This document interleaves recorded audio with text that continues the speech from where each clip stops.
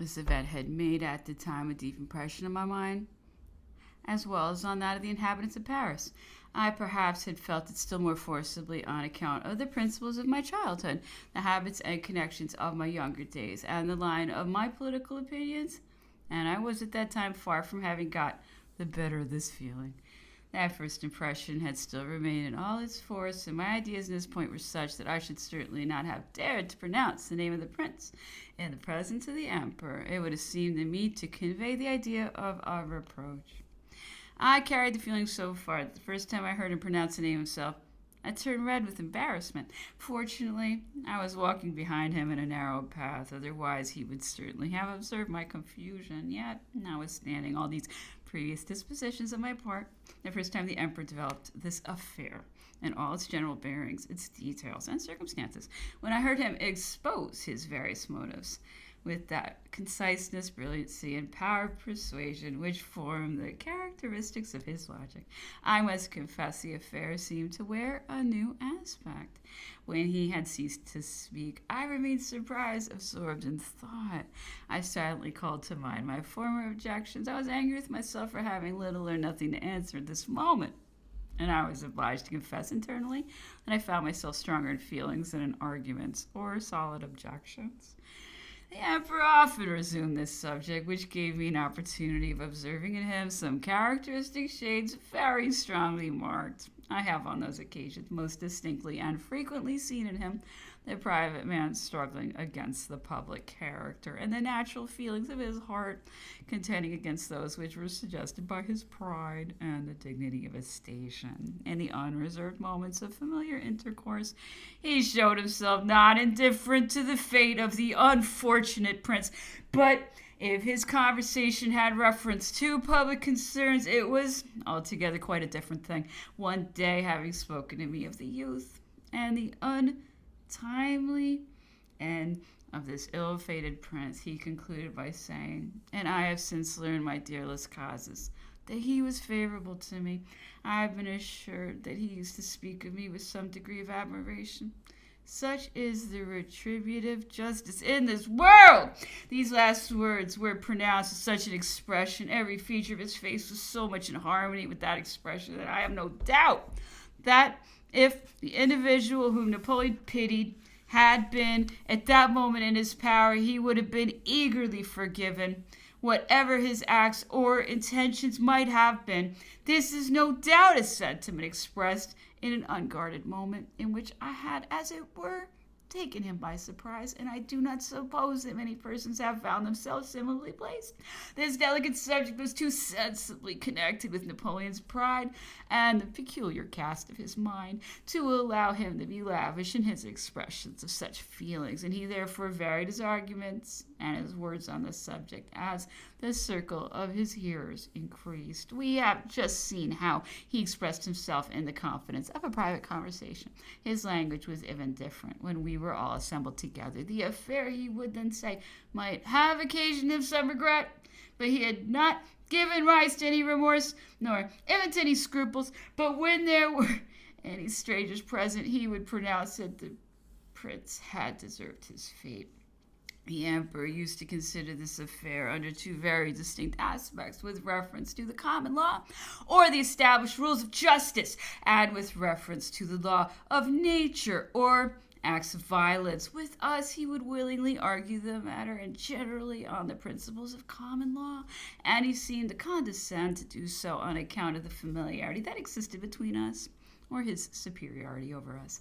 He generally concluded these conversations by observing that he might possibly be reproached with severity, but that he could not be accused of any violation of justice, because notwithstanding all that calumny and falsehood had invented on the subject, all the forms required by law had been regularly observed and strictly attended to.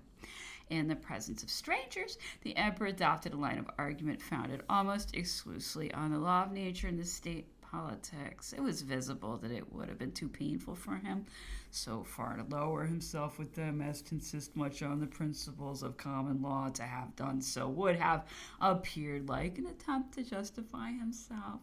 If I had not had in my favor the laws of the country to punish the culprit, he would say to them, I should still have had the right of the law of nature to legitimately defend myself. The Duke and his party had constantly but one object in view, that of taking away my life. I was assailed on all sides and at every instant. Air guns, infernal machines, plots, ambuscades of every kind were resorted to for that purpose. At last I grew weary and took an opportunity of striking them with terror in their turn in London. I succeeded, and from that moment there was an end to all conspiracies. Who can blame me for having acted so? What? Blows threatening my existence are aimed at me day after day from a distance of 150 leagues. No power on earth, no tribunal can afford me redress, and I shall not be allowed to use the right of nature and return war for war. What man, unbiased by party feelings, possessing the smallest share of judgment and justice, can take upon himself to condemn me? On what side will you not throw blame, odium, and criminal accusations? Blood for blood, such is the natural, inevitable, and infallible law of retaliation. Woe to him who provokes it. Those who foment civil dissensions or excite political commotions expose themselves to become the victims of them. It would be a proof of imbecility or madness to imagine and pretend that a whole family should have the strange privilege to threaten my existence day after day without giving me the right of retaliation. They could not reasonably pretend to be above the law to destroy others and claim the benefit of it for their own preservation. The chances must be equal. I had never personally offended any of them. A great nation had chosen me to govern them. Almost all Europe had sanctioned their choice. My blood, after all, was not ditch water. It was time to place it on par with theirs. And what if I had carried retaliation further? I might have done it. The disposal of their destiny, the heads of every one of them, from the highest to the lowest, were more than once offered to me, but I rejected the offer with indignation. Not that I thought it would be unjust for me to consent to it in the situation to which they had reduced me, but I felt so powerful, I thought myself so secure, that I should have considered it a base and gratuitous act of cowardice. My great maxim has always been that in war, as well as in politics, every evil action, even if legal, can only be excused in case of absolute necessity. Whatever goes beyond that is criminal. It would have been ridiculous in those who violated so openly the law of nations to appeal to it themselves. The violation of the territory of Baden, which so much has been said, is entirely foreign to the main point of the question. The law of the inviolability of territory has not been devised for the benefit of the guilty, but merely for the preservation of the independence of nations and of the dignity of the sovereign. It was therefore for the Duke of Baden, and for him alone, to complain, and he did not. He yielded, no doubt, to violence and to the sentiment of his political inferiority. But even then, what has that to do with the merits of the plot and outrages which I had to complain of, and of which I had every right to be revenged?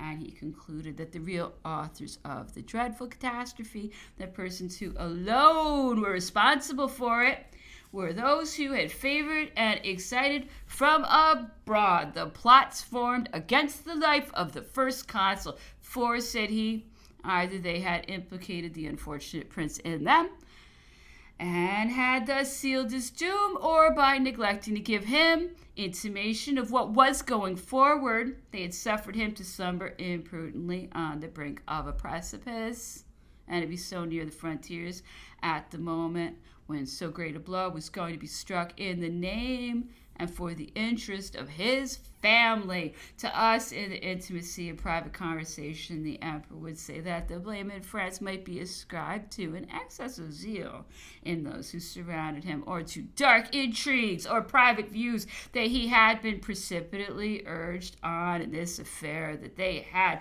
as it were, taken his mind unawares, and that his measures had been hastened and their result anticipated. I was one day alone, said he. I recollect it well. I was taking my coffee, half seated on the table at which I had just dined, when sudden information is brought to me that a new conspiracy has been discovered. I am warmly urge to put an end to these enormities. They represent to me that it is time at last to give a lesson to those who have been day after day conspiring against my life, that this end can only be attained by shedding the blood of one of them, and that the Duc d'Enghien, who might now be convicted of forming part of this new conspiracy, had taken in the very act should be that one. It was added that he had been seen at Strasbourg, that it was even believed that he had been in Paris, and that the plan was that he should enter France by the east at the moment of the explosion, whilst the Duc de Berry was disembarking in the west. I should tell you, observed the Emperor, that I did not even know precisely who the Duc d'Enghien was, the revolution having taken place when I was yet a very young man, and I never having been at court, and that I was quite in the dark as to where he was at that moment. Having been informed on those points, I exclaimed that if such were the case, the Duke ought to be arrested, and that orders should be given to that effect. Everything had been foreseen and prepared. The different orders were already drawn up. Nothing remained to be done but to sign them, and the fate of the young prince was thus decided. He had been residing for some time past at a distance of about 3 leagues from the Rhine in the States of Bonn. Had I been sooner aware of this fact and of its importance, I should have taken umbrage at it, and should not have suffered the prince to remain so near the frontiers of France. And that circumstance, as it happened, would have saved his life. As for the assertions that were advanced at the time that I had been strenuously opposed in this affair, and that numerous solicitations had been made to me, they are utterly false, and were only invented to make me appear in a more odious light. The same thing may be said of the various motives that have been ascribed to me. These motives may have existed in the bosoms of those who acted in inferior part on this occasion. They may have guided them in their private views, but my conduct was influenced only by the nature of the fact itself and the energy of my disposition. Undoubtedly, if I had been informed in time of certain circumstances respecting the opinions of the prince and his dispositions, if above all I had seen the letter which he wrote to me, and which, God knows for what reason, was only delivered to me after his death, I should certainly have forgiven him. It was easy for us to perceive that these expressions of the emperor were dictated by his heart and by nature, and that they were only intended for us, for he would have felt himself much humbled had he supposed that anybody could think for a moment that he endeavored to shift the blame upon some other person, or that he condescended to justify himself.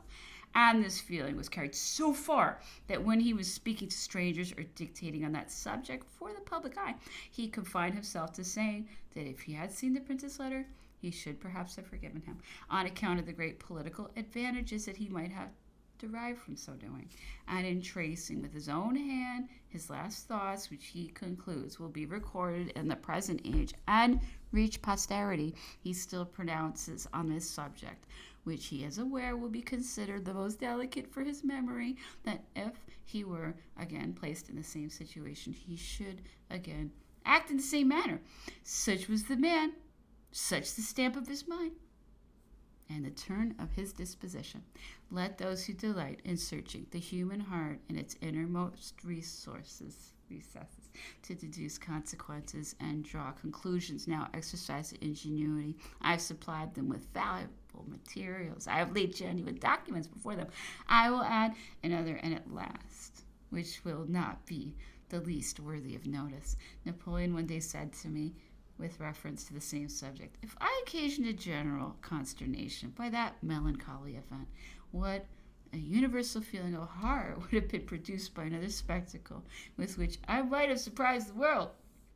I have frequently been offered the lives of those whose places I filled on the throne at the rate of 1,000,000 a head. They were seen to be my competitors, and it was supposed that I thirsted after their blood.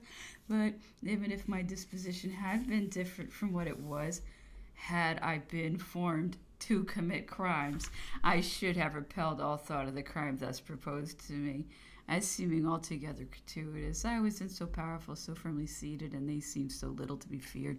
Revert to the period of Tilsit and Wagram, to my marriage with Maria Louisa, to the state and attitude of Europe. However, in the midst of the crisis of the affair of George of Pichegru, when I was assailed by murderers, the moment was thought favorable to tempt me, and the offer was renewed, having for its object the individual whom public opinion in England, as well as in France, pointed out as the chief mover of all these horrible conspiracies. I was in Bologna where the bearer of these offers arrived. I took it into my head to ascertain personally the truth and the nature of the proposal. I ordered him to be brought before me. Well, sir, said I, when he appeared. Yes, First Consul, we will give him up to you for 1 million. Sir, I will give you 2 millions, but on condition that you will bring him alive. Ah, that I cannot promise, said the man, hesitating and much concerted by the tone of my voice and the expression of my looks at that moment. Do you then take me for a mere assassin? No, sir, that though I may think it necessary to inflict a punishment or make a great example, I am not disposed to encourage the perfidy of an ambuscade, and I drove him from my presence. Indeed, his mere presence was already too great a contamination. From the 21st to the 24th, I had remained with the emperor the preceding day as late as 1 or 2 o'clock in the morning. On returning to my own apartment, I found that I had had a visit paid me during my absence by a person who had become tired of waiting for me. That visit, which my son had received, and which prudence obliged me to insert in my journal at the time under the veil of mystery, may and shall now be fully explained. The visit was neither more nor less than the mysterious reappearance of the servant whom Sir Hudson Lowe had taken from me, and who, favored by the darkness of the night and his knowledge of the localities of the island, had surmounted every obstacle, avoided sentinels, and scaled precipices to come and see me, in order to tell me that, having got a situation with a person who was going to set off for London in a very few days, he came to offer me his services without reserve. He had waited for me in my own apartment for a considerable time, and seeing that I did not return from the Emperor's, he had gone away, fearing lest he should be caught. But he promised to return under pretense of visiting his sister, who was employed in our household, or by having recourse to the same means he had just resorted to. The next day I immediately communicated my good fortune to the Emperor, who appeared much pleased at the intelligence and to attach some value to the circumstance. I was very warm on the subject. I strenuously urged that we had already been here above a year without having taken one single step towards the prospect of better days. On the contrary, we were every day more and more restricted, ill-used, and tormented. We were lost in the universe. Europe was ignorant of our real situation. It behooved us to make it known.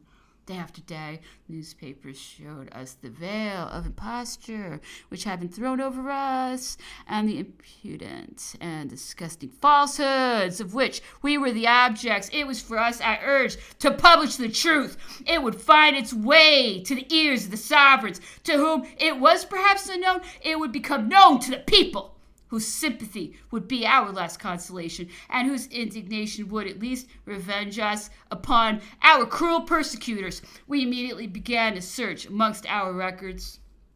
The Emperor portioned them out, pointing out the share which each of us was to take, in order to transcribe them with greater dispatch. The day, however, passed without anything being done on the subject. The next day, Friday, as soon as I saw the Emperor, I took the liberty of reminding him of our plans of the preceding day. But he now appeared to think less of the matter, and ended the conversation by saying, "We must see." This day passed like the preceding. I was on thorns. At night, as if to add to my impatience, my servant came again and renewed the unreserved offer of his services. I told him I should take advantage of them, and that he might act without scruple, as I should not involve him in any criminality or danger. To this he replied that he did not care about that, and that he would take charge of anything I might wish to give him, observing only that he would call for it without fail the day after the next Sunday, which would in all probability be the eve of his sailing. The next day, Saturday, as soon as I saw the Emperor, I hastened to communicate to him what I had heard from the servant, dwelling upon the circumstance of our having only 24 hours more.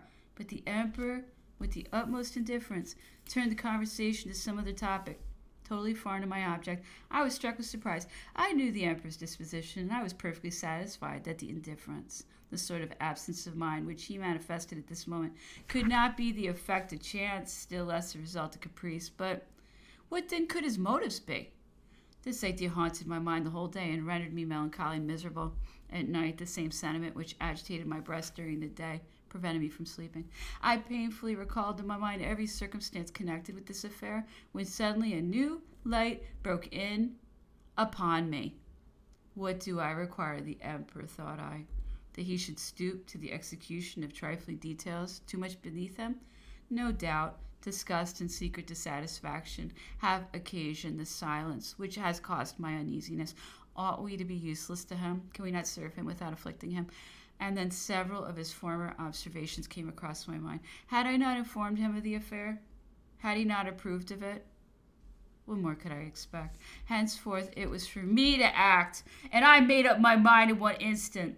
I resolved to proceed in the business without mentioning another word to him on the subject, and in order that it might remain more secret, I determined to keep it entirely to myself. Some months had now elapsed since I had succeeded in forwarding the celebrated letter in answer to Sir Hudson Lowe concerning the commissioners of the Allied Powers, and which was the only document that had been sent to Europe up to that period. The person who had kindly taken charge of it had brought me a large piece of satin, on part of which the letter had been written. Some was still left, and that was precisely what I wanted. Thus everything combined to urge me towards the precipice, down which I was about to fall.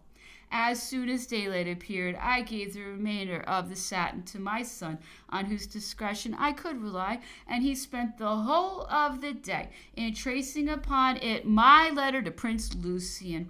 Night came, and faithful to his word, my young mulatto appeared. He had some knowledge of the business of the tailor.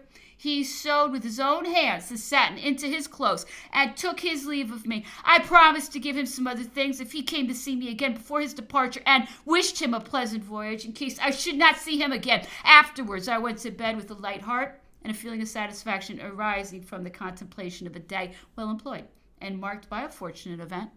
I was far from thinking at that moment that I had just cut with my own hands the thread of my destiny at Longwood. Alas! It will soon be seen that 24 hours had not elapsed when, under pretense of my having written that letter, I was removed from Longwood, and my person and papers were in the power and at the entire disposal of the governor, Sir Hudson Lowe. And if I should now be asked how I could be so little on my guard and not suspect that possibly a snare might be laid for me, I should say that my servant had appeared to me honest, that I believed him to be faithful, and that I was still a stranger to all idea of instigating spies. A new invention, the honor of which the British ministers of that period may claim as their own, and which has since thriven so well on the continent.